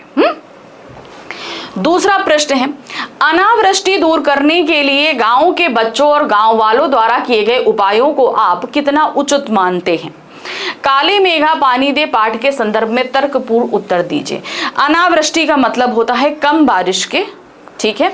आषाढ़ का पखवाड़ा बीत गया, यानी कि आषाढ़ महीने के 15 दिन बीत जाने के बाद भी जब बारिश नहीं होती थी तो गांव में इंद्र सेना, जिसे कि मेढक मंडली भी कहा जाता था, निकलती थी। तो आप कहां तक इसको सही मानते हैं? इस पे आपके अपने तर्क हैं, तो इसमें अलग अलग तर्क रहेंगे। कुछ लोग सहमत रहेंगे, कुछ लोग असहमत रहेंगे। तो आप जो भी हैं, अगर असहमत हैं तो तर्क दीजिए, असहमत हैं तो तर्क दीजिए। आपको अपना रीजन बताना है कि आप क्या सोचते हैं। काली मेघा पानी दे पाठ के संदर्भ में गांव के बच्चों और गांव वालों के उपाय वैज्ञानिक रूप से अनुचित हैं। अगर हम साइंटिफिक रूप से देखें तो इस तरीके से पानी मांगने से कोई बारिश नहीं होने वाली, लेकिन ये सामाजिक एकता और लोक आस्था को दर्शाते हैं जो संकट के समय महत्वपूर्ण हो जाती है। यानी कि संकट के समय सब मिलजुल जाते हैं। ये उपाय जो पानी की बर्बादी के रूप में दिखाई दे सकते हैं, वास्तव में त्याग और दान के प्रतीक हैं। किसके? त्याग और दान के प्रतीक हैं, जिसमें मनोबल बढ़ता है। ये पारंपरिक और सामूहिक प्रयास लोगों में आशा और समुदाय की भावना को प्रोत्साहित करते हैं कि कहीं ना कहीं मिलजुल कर हमें काम करना है, इस बात को वो प्रोत्साहित करते हैं। अब आ जाते हैं हम तीसरे प्रश्न पर। शिरीष के माध्यम से लेखक ने कालजयी अवधूत की भांति विपरीत परिस्थितियों में भी अविचल खड़े रहने वाले की प्रेरणा दी है, पुष्टि कीजिए। यानी कि कालजयी ऐसा जो अपनी विपरीत परिस्थितियों में भी उनसे ताकत लेकर खड़ा रहे, जैसा कि शिरीष के फल और फूल करते हैं, शिरीष का पेड़ करता है। मई जून का महीना जो हर अच्छे खासी चीज को झुलसा दे, उसी महीने में शिरीष के फूल उगते हैं और इतनी विपरीत परिस्थितियों में भी बहुत सरस बने रहते हैं। यानी कि वो अपने आसपास की परिस्थितियों से रस ले रहे हैं। तो ये कहीं ना कहीं बताया है कि अपने काल यानी कि बुरे समय पर भी विजय प्राप्त करने वाले की प्रेरणा देते हैं। लेखक ने शिरीष को कालजयी अवधूत, अवधूत का मतलब होता है सन्यासी, ठीक है। काल का मतलब होता है समय, जयी का मतलब है समय को जीतने वाला, अवधूत मतलब सन्यासी, ठीक है। इसीलिए कहा गया है क्योंकि ये प्रचंड गर्मी, लू और उमस जैसी भीषण परिस्थितियों में भी अविचल रहकर जीवन को अजेयता का संदेश देता है। जिस प्रकार एक अवधूत यानी कि सन्यासी सुख दुख से ऊपर उठकर हर परिस्थिति में समान भाव से रहता है, उसी प्रकार शिरीष भी भयंकर गर्मी में भी फूलों से लदा रहता है, जो विपरीत परिस्थितियों में भी धैर्य, स्थिरता और जीवटता बनाए रखने की प्रेरणा देता है। कि मतलब चाहे जितनी विपरीत परिस्थितियां हो उसमें अपना संयम मत खोइए, उसको बनाकर रखिए, ठीक है।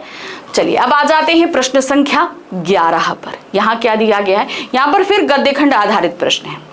निम्नलिखित प्रश्नों को ध्यानपूर्वक पढ़कर किन्हीं 2 प्रश्नों के लगभग 40 शब्दों में उत्तर देने। अब लघु उत्तरीय प्रश्न, 3 प्रश्न दिए गए हैं, 2 प्रश्न करने हैं। हर प्रश्न का उत्तर आप 40 शब्दों में देंगे और हर प्रश्न के लिए आपको मिलेंगे 2 नंबर। तो जब 2 प्रश्न करोगे तो आपको कितने नंबर मिलेंगे? 4 नंबर। ठीक है, चलिए तो 3 प्रश्न है। इस 3 प्रश्न में पहला है, वैश्वीकरण के इस दौर में क्या भगत जी का चरित्र बाजार को सार्थकता और समाज में शांति स्थापित कर सकता है? बाजार दर्शन पाठ के आधार पर बताइए। बिल्कुल, भगत जी का जो रूप है वो बाजार को सार्थक, भाई बाजार की सार्थकता कब काम आती है? बाजार है ही इसलिए कि वो समय, जिस समय हमें जिस चीज की जरूरत हो वो हमें उपलब्ध करा सके। तो भगत जी को जिस समय भाई चूरन बनाने के लिए चीजें चाहिए वो उन्हें मिल जाती है, ठीक है कि नहीं? तो वो सार्थकता बाजार ने दी। दूसरा, समाज में शांति स्थापित रखता है। मतलब अगर भाई क्या कहते हैं, बाजार में बैठा जो क्या कहते हैं सेलर है, यानी कि जो विक्रेता है, उसका काम क्या है? वस्तुओं को बेचना। हमारा काम क्या है? खरीदना। अब अगर जबरदस्ती रेट्स को बढ़ा कर एक दूसरे को लुभा कर बेचा जाए तो कहीं ना कहीं समाज में अशांति होगी। क्यों होगी? कि भाई उस समय तो हम प्रलोभन में आके खरीद लेंगे और बाद में जब घर पहुंचेंगे तो हमें अच्छा नहीं लगेगा, है कि नहीं? तो भगत जी का स्वरूप कहीं ना कहीं बाजार को सार्थकता भी देता है और समाज में शांति भी बनाए रखता है। बाजार दर्शन पाठ के आधार पर भगत जी का चरित्र बाजार को सार्थकता दे सकता है और समाज में शांति स्थापित कर सकता है, क्योंकि वह बाजार की चकाचौंध से अप्रभावित होकर केवल अपनी जरूरत का सामान खरीदते हैं। उनका संयमित और संतोषी व्यवहार लालच को कम करता है, जो भ्रष्टाचार और हिंसा जैसे सामाजिक अपराधों को जन्म देता है।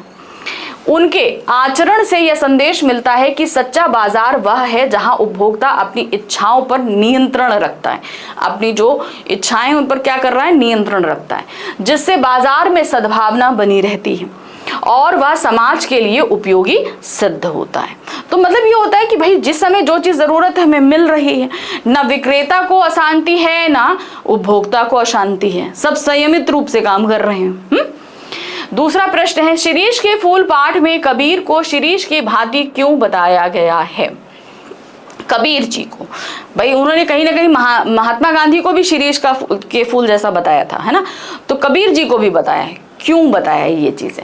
शिरीष के फूल पाठ में कबीर को शिरीष की तरह इसलिए बताया गया है क्योंकि कबीर और शिरीष दोनों ही अपनी मस्ती, बेपरवाही और अनासक्ति के कारण हर परिस्थिति में एक समान बने रहते हैं। मतलब चाहे जितना भी हो वो एक समान ही है, सुख या दुख में जैसे भी रहेंगे। लेखक ने शिरीष के फूल को कबीर के समान अद्भुत अवधूत कहा है, जो जीवन के हर सुख दुख में अविचल मस्त रहता है। चाहे जितनी तकलीफ हो तो भी मस्त है, खुशी है तो भी मस्त है। मतलब हर परिस्थिति में उनका स्वभाव एक सा ही रहता है, जैसा कि शिरीष का रहता है। श्रम विभाजन और जाति प्रथा पाठ से उद्धत कथन दास्ता केवल कानूनी पराधीनता ही नहीं है का आशय स्पष्ट कीजिए। दास्ता यानी कि किसी को स्लेव बनाना, ये सिर्फ कानूनी रूप पे ही नहीं होता, ये मानसिक तौर पर भी होता है। अंग्रेजों ने इतने सालों तक हमारे ऊपर राज किया, 200 सालों तक हम पर राज किया। वो चले गए 15 अगस्त 1947 को हमारे देश को छोड़कर, लेकिन आज भी हम मानसिक तौर पर पराधीन है। अंग्रेजों ने जो अंग्रेजी छोड़ी उसे भी आज हम ऐसा फॉलो करते हैं कि ना पूछो कि हमारी मातृभाषा है। वहां का कल्चर, वहां की खान पान, रहन सहन, बोल चाल, हम सब कुछ अपनाना चाहते हैं। तो एक तरीके से हम मानसिक रूप से पराधीन हैं कि नहीं? हम स्वाधीन तब होंगे जब अपने देश के कल्चर को अपनाएंगे। दास्ता केवल कानूनी पराधीनता ही नहीं का आशय है कि गुलामी सिर्फ बेड़ियों और कानूनों के बंधन में ही रहना नहीं है, बल्कि यह किसी व्यक्ति की अपनी रुचि, कुशलता और क्षमता के आधार पर पेशा चुनने की स्वतंत्रता ना होना भी है।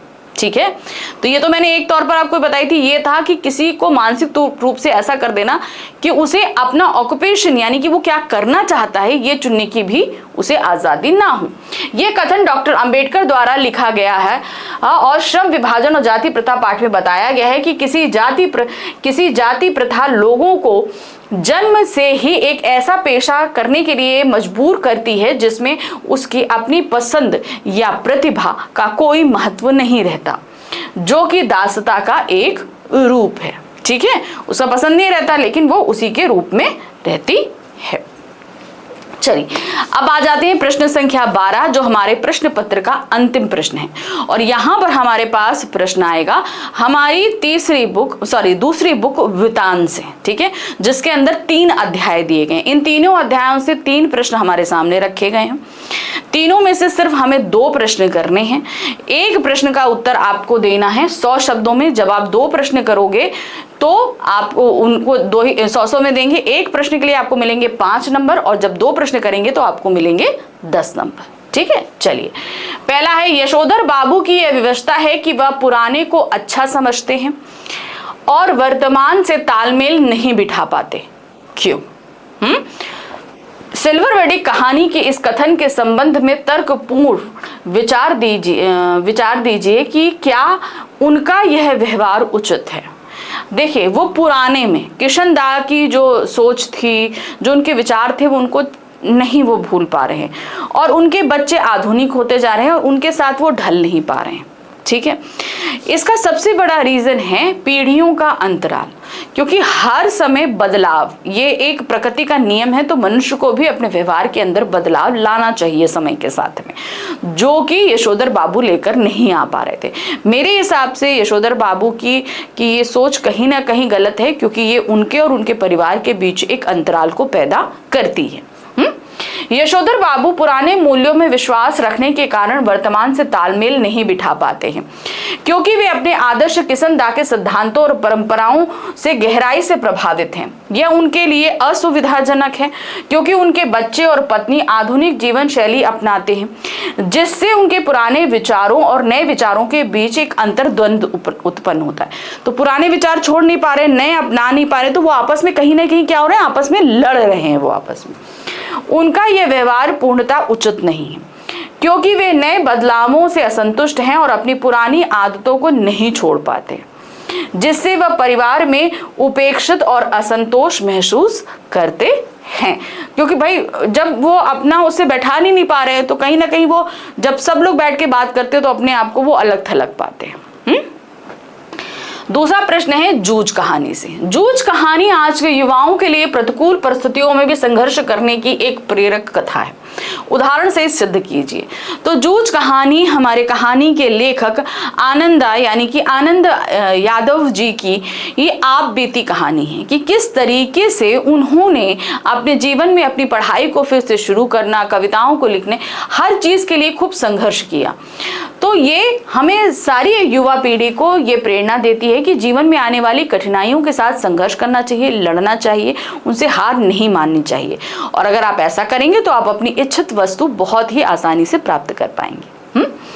जूझ कहानी आज के युवाओं के लिए प्रतिकूल परिस्थितियों में संघर्ष करने की एक प्रेरक कथा है, क्योंकि नायक आनंदा गरीबी, पिता के विरोध और सामाजिक उपहास जैसी चुनौतियों का सामना करते हुए भी शिक्षा के प्रति अपने जुनून को बनाए रखता है। सब कुछ है लेकिन शिक्षा कर लेनी है उसे, इसके लिए वो पूरी तरीके से जुनूनी है।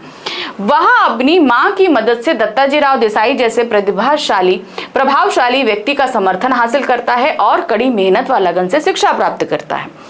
कहानी के माध्यम से स्पष्ट होता है कि आज के युवा अपनी इच्छा शक्ति और दृढ़ता से जीवन की बाधाओं को पार कर सकते हैं। अगर आपके अंदर इतनी जो है अपनी चीजों को पाने के लिए दृढ़ इच्छा शक्ति है तो आप पा सकते हो, बिल्कुल पा सकते हो, लेकिन उतनी आपको कड़ी मेहनत करनी पड़ेगी। चलिए अब तीसरा प्रश्न आ जाते हैं। सिंधु घाटी सभ्यता को जल संस्कृति ये लेखक ने किस आधार पर कहा है? वर्तमान समय में जल संरक्षण क्यों आवश्यक है? अब देखिए, सिंधु घाटी सभ्यता अब तक की सबसे पुरानी सिविलाइजेशन यानी कि सभ्यता मानी जाती है, और ये 2 शहर थे, हड़प्पा और मोहनजोदाड़ो। हड़प्पा तो काफी हद तक खराब हो गई, रेलवे लाइन उसके ज्यादा साक्ष्य मिले नहीं, लेकिन हाँ मोहनजोदाड़ो बहुत ही अच्छी तरीके से खोजी गई। तो उसमें करीबन 700 कुएं मिले, कुंड मिले, बावड़ियां मिली, स्नानागार मिले, नालियों के जरिए पानी के निकासी का एकदम प्रबंध अच्छा मिला। तो इससे ये पता चलता है कि उस समय जब ये सिविलाइजेशन थी, सरवाइव कर रही थी, तो उस समय यहाँ पर पानी की बहुत अच्छी व्यवस्था थी, इसीलिए इसे जल संस्कृति कहा गया है। लेखक ने सिंधु घाटी सभ्यता को जल संस्कृति इसलिए कहा है क्योंकि वहां जल के संरक्षण और उपयोग की अत्यंत उन्नत और सुव्यवस्थित प्रणाली थी। अब आप सभी को मैं पहले बता चुकी हूं कि उस समय की ग्रिड प्रणाली को आजकल के आधुनिक शहरों में सम्मिलित किया जाता है, जिसमें सार्वजनिक स्नानागार, कुंड और कुशल जल निकासी व्यवस्था शामिल थी। वर्तमान समय में जल संरक्षण आवश्यक है। आप सभी को पता है कि पीने वाला मीठा पानी एक निश्चित सीमा में ही है, ज्यादा नहीं है ना, क्योंकि ये बढ़ती जनसंख्या, प्रदूषण और जलवायु परिवर्तन के कारण जल की कमी दूर करता है और जीवन को बनाए रखने के लिए आवश्यक है। तो आज के समय में जल को बचाना हम सभी के लिए अत्यंत आवश्यक है। तो ये था क्लास 12th हिंदी कोर का प्रीवियस ईयर यानी कि 2025 का क्वेश्चन पेपर विद सॉल्यूशन हमने आपको कराया। ठीक है, ये आपको फिर से रिमाइंड करा देती हूँ कि ईयर 2021, 22, 23 और 24 इन सब ईयर्स के भी क्वेश्चन पेपर मैंने ऑलरेडी करा के रखे हैं, जो हमारे चैनल पर अवेलेबल है। आप प्लेलिस्ट में जाएंगे तो आपको मिल जाएगा, लेकिन मैं उसकी लिंक भी आपको नीचे डिस्क्रिप्शन में दे दूंगी। तो आप अगर इससे पहले के भी क्वेश्चन पेपर्स देखना चाहते हैं तो आपके लिए बहुत आसान रहेगा। अब बात करते हैं कि भाई मैम आपने प्रीवियस ईयर क्वेश्चन पेपर करा दिया तो आगे क्या? अरे अभी आगे बहुत कुछ है, आप लोगों के लिए बहुत कुछ प्लान किया हुआ है, जिसमें आपके सैंपल पेपर्स तो है ही साथ मैराथन्स हैं, आपके इंपॉर्टेंट क्वेश्चंस की पूरी सीरीज है, ताकि हम आपके लिए बहुत important top 50 question, top 80 question इस तरीके से लेकर आ सकें, जो आपके एग्जाम्स के लिए काफ़ी हेल्पफुल रहेंगे। तो इसमें कुछ वीडियोस आपको लाइव मिलेंगे और कुछ रिकॉर्डेड मिलेंगे, तो बने रहिएगा हमारे साथ में, और साथ ही साथ चैनल को लाइक, सब्सक्राइब, शेयर कीजिएगा। नोट्स के लिए लिंक आपको डिस्क्रिप्शन में दिया जा रहा है, और साथ ही साथ आपको अगर टेलीग्राम चैनल ज्वाइन करना है तो उसका लिंक भी डिस्क्रिप्शन में है। इसके अलावा कोई और भी क्वेरी है तो आप कमेंट बॉक्स में ज़रूर अपना मैसेज ड्रॉप करिए, उसका आंसर भी आपको मैं जल्द ही दूंगी। ठीक है, मिलते हैं अगली बार, फिर कुछ नया करेंगे, क्योंकि भाई प्रिपरेशन तो चली रही है, वन शॉट तो आपके साथ में चली रहे हैं, ये सब भी लेकर आ रही हूँ। ठीक है, मिलते हैं अगली बार। Thank you for watching, bye bye.